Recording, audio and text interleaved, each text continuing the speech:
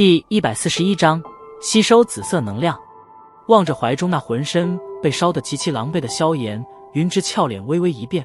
而与此同时，那山洞内部，小紫金翼狮王也是怒吼着冲了出来。不过当他的目光扫到那悬浮半空的云芝之后，掌爪急忙在地面上搓了一小段距离。魔兽对危险的特有敏锐感知告诉他，面前的女人不是他可以招惹的存在。